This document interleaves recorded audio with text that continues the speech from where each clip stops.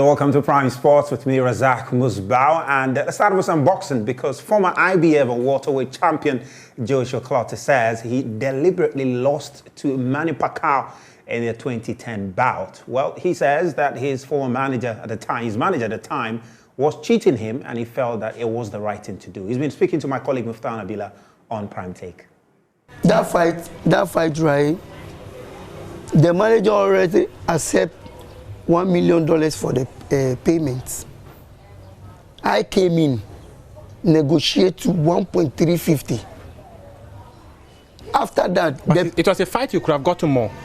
A fight I supposed to get like $2 million was the pay. And see what happens to the pay-per-view. The pay-per-view, he have negotiated. It was $100 pay-per-view. Each view was $100. He have negotiated for me for only $3. And the $3 too, he have make it like after 30,000 buyers. And after 300,000 buyers. 300,000. So you were basically fighting for free. So if only 300,000 people bought the pay-per-view, I will not get nothing. If 301, then I'll get $3. $3. Why are you going to do that? I negotiated and they said no, if I don't take the fight, I should go. So I took the fight. And the manager is making 33% in all pay-per-view, including the fight money. When I finish the fight, I'm making $85,000. The manager is making $53,000 in the night. The pay-per-view, the first pay-per-view that come, $700,000. The manager make almost like 300 plus. So the Joshua, do you regret these things? Do you regret some of these things you did? I regret signing with that manager. I regret signing with that manager. I regret listening to that trainer who told me to sign that contract. And because of that, I started becoming a strong person. I started becoming, you cannot talk for me. It's me who will make the final decision. So no trainer in this world will make a decision for me. Never, ever. Because somebody make a decision for me, it really hurts me. I'm supposed to make like much money in boxing. Because like the Pacquiao fight, I wasn't happy because the money that was going, and even the contract left with 3 more years. So even if I did something, it's still gonna get the 33%. So I said to myself, let me blow it up, because I went to his office to negotiate that, get 25%. And let me get 8% for your percent. I will be happy to fight. You don't want to do that. And the contract left with 3 more years. No, I'm the one dying in the ring. I should go and die in the ring for you to make money. Well, interesting what some of our boxers go through. But let's get to some Women's Premier League football now, where Rich City will come against rivals, very ladies, in a mouth-watering encounter tomorrow. Well, Rich City CEO Cleopatra Nketia is confident that her side will walk home with all 3 points and will be the stepping stone for a season turnaround. Our ladies, they are sisters, so honestly, I speak to Gifty all the time as well. We train at the same page. We've used the same coaches at some point in time. We've been trained in the same kind of space. When they are leaving, we are coming, or when they are coming, we are leaving, that kind of stuff. So the relationship is there. Some of our players are with them, and then some of our players have come at their side. So it's a complete thing. And we've been joking about this match for a few weeks now. I've threatened to give her 3 goals. She's threatened to turn it around. I mean, there's so many threats up and down, but I guess we'll see on Saturday. But the problem is that we are not in a good position at all, as you said. And unfortunately for her, I want to use their team as a stepping stone. And so whether they allow us or not, we are definitely going to make an attempt to do it. But the point is that we need to move from the bottom of the table that we currently sit, because it's not a good look at all. There are about 10 more games to go. And all we have to do for our first season in the Premier League is avoid the drop. Once we are able to avoid the drop, and with this new partnership that is coming, and with all the things that are coming along with it, I feel like we'll last a very long time in the Premier League. And like I said, we're looking for the Champions League, the Women's Champions League to play. So this weekend's game is not a joke at all. 3 p.m. Medina Astro Turf. I want everybody to come and watch. I mean, it's going to be an amazing game, and I'm hoping that Rich City FC comes out victorious, and with the 3 goals that I promised Gifty. So yeah. PM over there to see how that works out. But let's get to Germany now and get the latest as far as domestic football in the Bundesliga is concerned. And for that, we are joined by Kres Harrington from DW, our partner station all the way in Berlin, Germany. Well, Kres, good to see you. But looking ahead to match day 19, what fixtures could disrupt the standings? Well, there are a handful of interesting fixtures. We can't forget we're coming off of the German Cup, so fatigue can be an issue. Also maybe coming off of a slight injury or and so forth. But the fixtures that stand out, Wolfsburg hosting Bayern Munich. Wolfsburg, not the best team at home, about middle of the pack. And actually, Bayern Munich are the strongest team on the road. But one thing about the Wolves, they have an average of 4 goals a match when you look at the restart, and they did recently lose to Werder Bremen. But Bayern's offense, I spoke on this earlier in the week, that the offense hasn't seen more than 3 goals. They're averaging a goal a match. That's nothing stellar, nothing to be proud of. So if Wolfsburg factors that in and, maybe somehow revitalize and reinvigorate, their home presence and try to get that to become some sort of advantage, that can make that a very interesting matchup. Union Berlin, they're second right now in the standings, such an opposite from Hertha. Hertha right now, their feet are to the relegation fire. That's a disappointment, given the fact that I am in the capital city, and Hertha Berlin have been the staple club, for many years. But Union Berlin are the new kids on the block, so to speak. They host Mainz right now. Mainz, I spoke on Karim Onisiwo. He's coming off a hat trick. Obviously, that's going to be any focal point of a defense. RB Leipzig are at Cologne. Cologne had a pretty impressive win not too long ago as well. Put up a U.S. American football touchdown in terms of offensive production. And then in terms of the most competitive match, the other ones are interesting, but when you look at the standings, Dortmund hosting Freiburg is going to be the most competitive match. Dortmund always the fortress at home.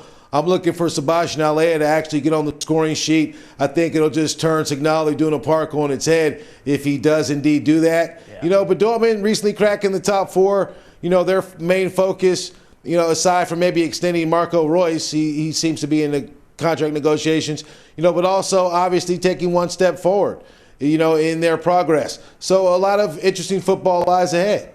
Well, interesting that, the transfer window, of course, has shut for now. However, we understand Dortmund Jude Bellingham remains the top prospect to depart this summer from Borussia Dortmund. Yeah, rightfully so. Jude Bellingham is outstanding. I think anyone who's tuned in to him on the pitch could agree with that. He's mature beyond his 19 years. There's no question about that. Manchester City and Liverpool, they want Bellingham. I think that's, publicly known at this point. Pep Guardiola's side are willing to offer a reported 170 million euros, and then it got interesting because Real Madrid is the other side. Obviously, they would struggle in any bidding war, but recently in naming his YouTube, his team of the year on Dortmund's YouTube channel, he named 4 Real Madrid players in his side. And obviously, I'm sure Real Madrid's camp were thrilled to hear that. But in terms of the clubs he's been linked to, I'm expecting the Premier League. He is English-born. He's an Englishman. I think that's every English kid's dream to play in the Premier League. So why would he not pursue that? But things could get really interesting. Obviously, Dortmund aren't crazy. I think it would have been insane to let him go, during this winter transfer window. Dortmund need to basically milk him as all they can while he's still in a Dortmund uniform. He just adds to the list. He's the next in the line of Erling Haaland, Jadon Sancho, and the likes of, Dembele as well. The list goes on for how many Dortmund players have left, for a better opportunity personally, but maybe at the detriment of the club. But all in all, I think it'll be a circus this summer, and the number will be astronomical. That's what I'm expecting. What's interesting to see is where he'll end up. And I'll be here to give you all the rumors and, of course, the news once it settles. Well, interesting. Where does he end up? Of course, he hasn't played in the English Premier League. Of course, started off in the Championship and had the opportunity to play, for Dortmund there. Will he play in the English Premier League? Maybe Real Madrid, like you mentioned. They appear to be quite interested in getting him to add to their midfield with Tchouaméni in there and Camavinga in there. So we wait to see where he ends up. Liverpool themselves are also quite interested in getting him, considering how their midfield is aging. But, Kres, before I let you go, what else really hit your radar? Plus, Füllkrug piercing his name on the top of the scoring chart in the Bundesliga, surpassing Christopher Nkunku. That's one news. Obviously, that's good. And Füllkrug, we can't forget, he was really the only bright spot offensively for Germany in the World Cup. Okay, and he was a late addition at that. You know, so that's good for Werder Bremen and Füllkrug. And also a bit of a rumor, Bayern Munich are interested in Marcus Thuram from Gladbach. You know, that has been interesting because Bayern obviously have Eric Choupo-Moting. He's been filling the void, but Bayern clearly are still in the market for a striker, a clear-cut striker. Marcus Thuram, you know, got his call up for France as well. You know, he's been well. He actually leads the Bundesliga in terms of shots on goal, but not in the goal-scoring category. I don't know if that, you know, is telling or not. You know, but all in all, maybe he does end up donning a Bayern Munich jersey like his teammate Jan Sommer. That remains to be seen, but I did think that tidbit of news was interesting. Well, interesting there, Kres. Thanks so much for your time and all of that update in the Bundesliga. We'll catch up again, hopefully, you know, after the weekend's fixtures there. That's Kres Harrington of our partner station, DWTV. Well, let's get to the Ghana Premier League and take a look at the fixtures coming up this weekend. Kumasi Asante Kotoko away in action in the week, and of course, there was a lot of controversy over there. But, well, on Saturday, Tamale City will take on Kotoko Royals, and on Sunday, Great Olympics will be at home taking on Dreams FC. Brecum Chelsea, they will host Bechim United. Bechim United are scoring for fun at the moment. Their last game, they whipped Real Time United by 6 goals to 2, and they're scoring for fun. So much there. And of course, Midiama and Samatex will also be in action, and you could see there. Well, Real Time United and Accra Heart of Oak will also play, and Legon Cities will also take on Ken Faisal in that one. The Diana Stars, who are leading the what do you call it, the Premier League table at the moment, you could see they will take on Sanchoman, and Viviani Gold Stars will take on Carrill United, and of course on Monday, Asante Kotoko will play Accra Lions. So let's get to Europe now and see what is happening as far as the fixtures are concerned. With the English Premier League already underway is a game between Chelsea and Fulham, and it's currently almost half time, and it's 0-0 at the moment. Enzo Fernandez, the Chelsea most expensive record signing even in the English Premier League, is starting, and currently 0-0 at half time. And on Saturday, Everton, they will play Arsenal, and of course Arsenal, Mikel Arteta has been speaking, and he says it's unlikely that Thomas Partey will be available for that fixture against Everton. Everton are struggling also. Aston Villa, they'll take on Leicester City. Brentford will play Southampton, and we'll wait to see if Kamal Dean will make his debut in that game against Brentford for Southampton. Brighton Hove and Albion will play Bournemouth, and again, hope to see if Antoine Semenyo will make his debut also there. And Manchester United, Manchester United will take in Crystal Palace, and Wolves will play Liverpool, and Newcastle United will play in West Ham United. And on Sunday, it is Andre Dedeayew, the Black Stars captain, new team, Nottingham Forest. They will play Leeds United, and Tottenham Hotspur will play Manchester City over there. In the Bundesliga, which I was just discussing with Kres, Augsburg and Bayern Leverkusen game is already underway. And on Saturday, Cologne will play RB Leipzig. Union Berlin will play Mainz 05. Borussia Dortmund are playing Freiburg, and of course, Frankfurt will take on Hertha Berlin. Bochum will play Hoffenheim, and Borussia Mönchengladbach will play FC Schalke 04.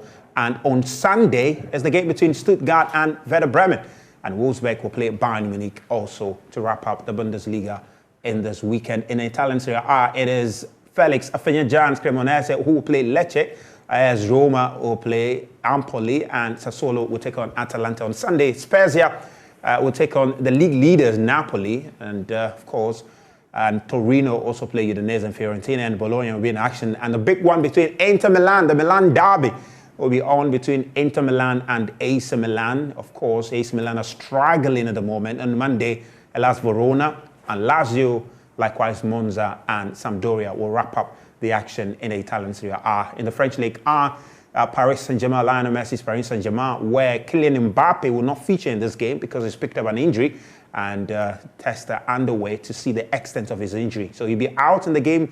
The PSG will play Toulouse, Troyes will play Lyon, and of course Rennes will play Lille. Clermont-Foot will play Monaco, Ajaccio will play Nantes, and Auxerre will be in action against Rennes. Lorraine and Angers will play Strasbourg, and Montpellier and Brest, and Lens and Marseille will play OG Nice to wrap up there. And of course, in the La Liga, where Barcelona are leading the pack with 50 points, at the moment. Atletico Bilbao will take on Cadiz, and Espanyol will play Osasuna. Elche will play Villarreal. Atletico Madrid against Getafe. Real Madrid and Celta Vigo.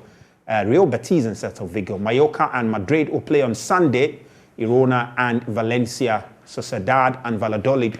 And Barcelona will take on Sevilla. Barcelona are currently on quite a good run of form, and we'll wait to see if they can continue that. On Monday is Rayo Vallecano and Almeria, who will be in action. Those are the fixtures in the La Liga. Well, just head to myjoyonline.com, and there's so many stories there, and a bit about Thomas Partey being a doubt for the Everton game.